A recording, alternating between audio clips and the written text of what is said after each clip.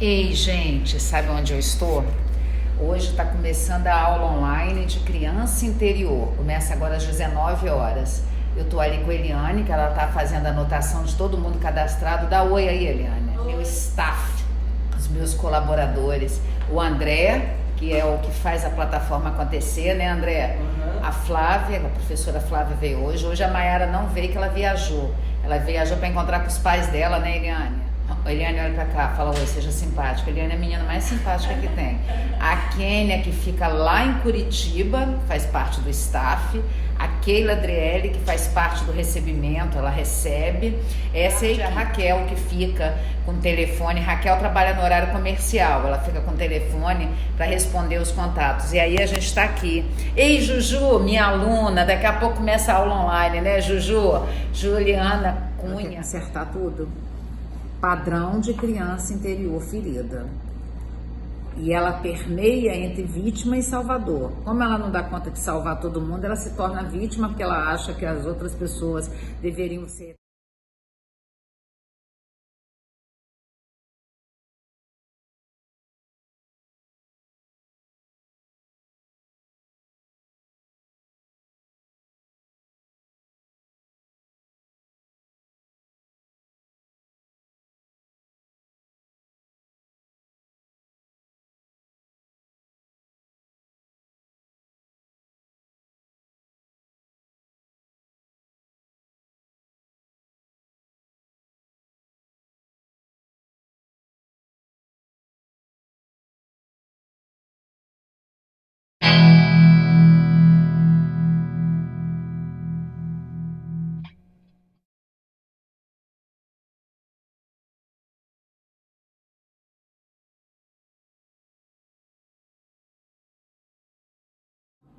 Nós precisamos entender que quando a gente tem esse comportamento de codependência, com o tempo a pessoa vai perdendo a força, a capacidade de gerar alegria, de gerar felicidade dentro dela, e com isso a vida interior da pessoa cada vez é mais ferida.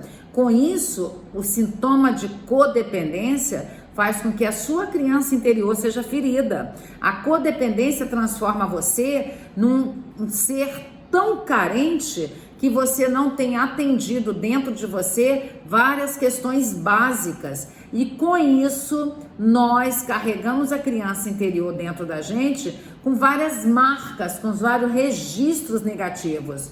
Mas nós temos que entender que para curar nossa criança interior ferida, vai depender de olhar para as marcas que estão dentro da gente. Nós temos que ter coragem de olhar para essas marcas que estão dentro da gente. Porque se a gente não tiver coragem de olhar para as marcas que estão dentro da gente, para as faltas que estão dentro da gente, os excessos que estão dentro da gente, é o que a Renata perguntou. A criança codependente, ela pode ser inconsciente? Não, porque ela tem excesso de mimo, excesso de carinho. Ela sabe que tá demais, mas ela não pensa. Aí por isso que ela vai ficando com aquilo. Quantas surras, na verdade, de maltrato, de espancamento. Quantas pessoas foram cheias de rótulos, elas foram abusadas. Quantas pessoas ficaram a refém desse sofrimento psíquico, com feridas que precisam desesperadamente ser cicatrizadas. Porque se essas feridas não forem cicatrizadas, você vai viver de uma forma tão negativa que você não consegue ter paz mais. E isso vai comprometer o prazer da espontaneidade da criança, da criatividade, da alegria de viver. Mas na verdade eu gostaria de convidar vocês a pensar: quem é você? Quem é você de verdade? Nós temos que aprender, hoje a aula de hoje nós estamos falando de codependência emocional. Na verdade a gente tem que aprender a ter coragem, fazer essas perguntas que o Wilson está falando. Então quando eu dou muito para os outros, eu sou uma pessoa que eu quero manter a codependência? Exato. Então quando eu na verdade sou bonzinho, eu quero manter a codependência? Exato. Porque a gente pensa que codependente é só o outro que faz com a gente, mas a gente também faz com os outros. Isso é o processo de maturação, é saber exatamente quem é você. Porque todos nós nascemos originais, mas a gente morre cópias. Essa frase do Jung.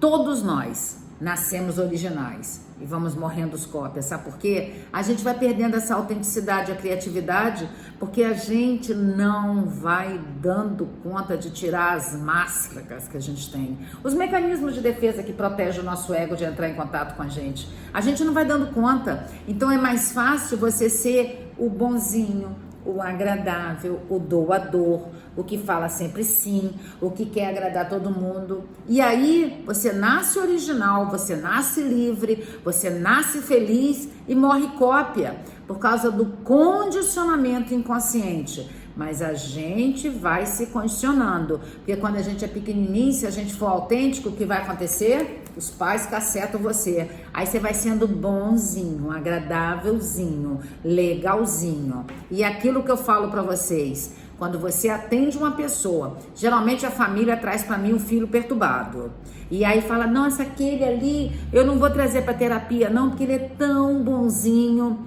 A minha vontade de falar, ó, pode levar o perturbado? O perturbado, ele é autêntico. O perturbado, ele é original. Traz o bonzinho. O que tem que ser tratado é o bonzinho. O que tem que ser tratado não é o autêntico, não é o perturbado. Não tô falando que é o drogado, não tô falando isso não. Tô falando do bagunceiro, o que apronta. O que apronta, ele é normal. O filho tem que dar trabalho. Quem tem que ter maturidade para lidar com o trabalho que o filho dá são os pais. Só que os pais não querem ter trabalho, ele quer todo mundo condicionado. Aí o filho que se condiciona, que é muito bonzinho, é esse que precisa de tratamento. É esse que precisa de ajuda. Muitos anos atrás eu atendi 2 moças. Uma maravilhosa, sensacional, que chegou para mim, a mãe trouxe as 2. Maravilhosa, não mora mais no Brasil essa família não, por isso que eu tô falando que as pessoas não sabem mais ou menos quem é, aí eu tô trocando alguma coisa para não ser antiético. Uma era maravilhosa, chegou noiva com 22 anos, ia casar em 6 meses, a outra chegou puxando a calcinha pela cabeça, era completamente birutinha, não passava de ano, o cabelo dela era de um lado verde e do outro lado vermelho, outras cores, mas faz de conta.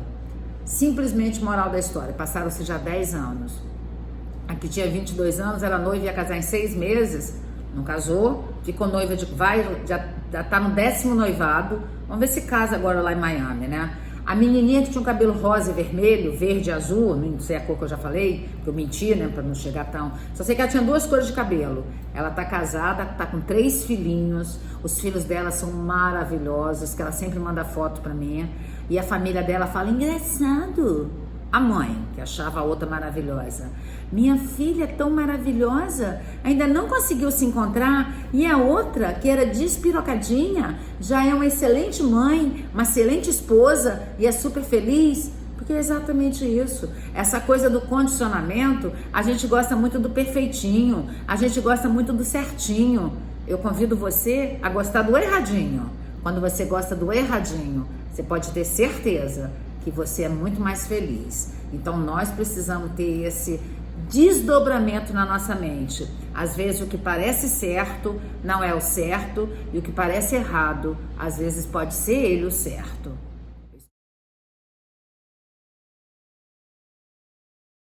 Como acontece a criança interior ferida? A codependência é uma doença gerada na família de origem, onde geralmente os pais usam seus filhos para preencher as próprias necessidades.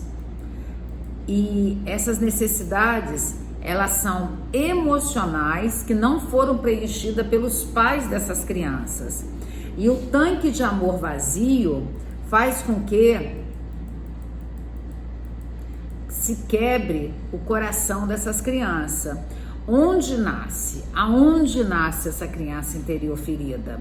Na família, na infância, onde o sujeito se sente só em busca de um constante suprimento do buraco emocional que ela tem.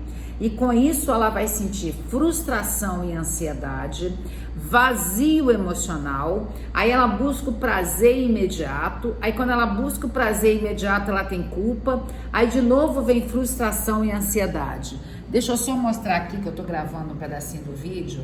É isso aqui, ó. É esse ciclo da autossabotagem que acontece aqui, ó. Frustração e ansiedade. vazio emocional. Do vazio ela busca qualquer prazer de agradar a mãe, de agradar o pai, de ser prestativo, igual o Robson Wills falou, de ser muito doadora, e aí ela tem culpa depois, porque na verdade não era aquilo que ela queria ser mais autêntica, aí vem de novo a frustração e vem esse ciclo que não para jamais. E o coração dela fica partido. A família disfuncional, a infância perdida, a rejeição, os abusos, a orfandade e o abandono vão fazer com que ela se sinta presa a essa família de origem, porque ela quer agradar aquelas pessoas que tornaram ela adultos, pequenos adultos quando elas eram crianças. E a compulsão por querer arrumar a família disfuncional que ela está inserida faz com que ela seja cada vez mais ferida. Agora eu vou falar 10 características de pessoas codependentes. 10 características de pessoas codependentes. A primeira característica da pessoa codependente é guiada por uma ou mais compulsões, padrões e repetições. Compulsão por droga, por comida, por bebida. É o exemplo do Rocketman, do Elton John, né, que ele nos deu esse exemplo. Segunda característica, se sente incomodado, atormentado pelo jeito da sua família disfuncional de origem. Terceira característica, tem uma autoestima muito fragilizada e ela não tem maturidade. Quarta característica, tem certeza que a sua felicidade depende só das outras pessoas. Ela projeta nas outras pessoas a sua felicidade. Quinta característica, se sente responsável por todo mundo da sua família e o entorno. Nós estamos falando das pessoas codependentes, tá? Nós estamos na quinta característica. Sexta característica, tem relacionamento desfigurado pelo instável desequilíbrio entre a dependência e independência. A balança dela nunca fica justa, sempre fica errada. Sétimo, é mestre na negação e na repressão, nos mecanismos de defesa para proteger a personalidade dela, para não entrar em contato com ela mesma. Oitavo, se preocupa com as coisas que não pode mudar e é bem capaz de tentar mudar essas coisas que ela não consegue mudar. Nono, sua vida é pontuada pelos extremos, ou é boazinha demais, ou é má demais, ou é dócil demais, ou é rebelde demais, ou é omissa demais, ou é fala demais, sincericídio, é o extremo. E décimo, está sempre à procura de algo que está faltando em sua vida. Ela se sente extremamente insatisfeita sempre. Sempre se sente insatisfeita, sempre.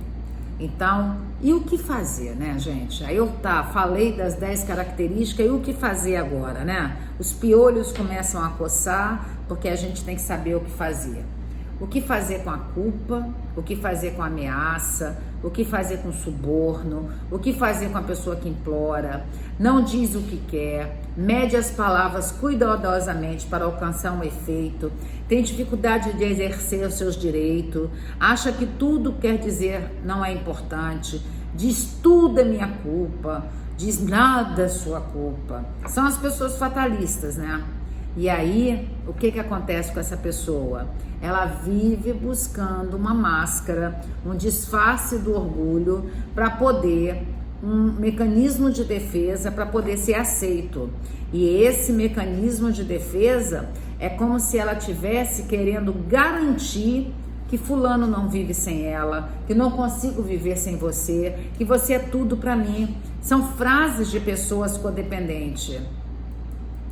6 padrões agora, nós vamos falar de 6 padrões agora de comportamento